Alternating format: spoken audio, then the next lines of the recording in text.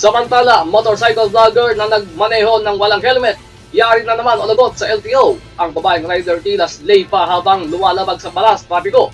Pantay ng Metro, Aljo Aquino, eksklusibo. Nag-issue ang Land Transportation Office o LTO ng Showcase Order o SCO laban sa isang babaeng motorcycle vlogger matapos magmaneho ng motorsiklo ng walang helmet.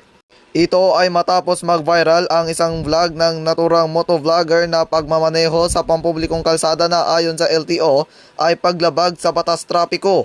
Inatasan naman ang may-ari at rider na magpaliwanag kung bakit hindi dapat managot sa paglabag sa failure to wear the standard motorcycle helmet at hindi ideklarang improper person to operate a motor vehicle.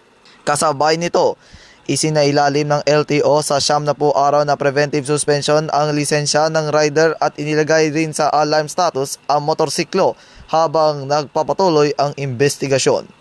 Para sa Campus Watch, Aljo Aquino, Bantay ng Metro.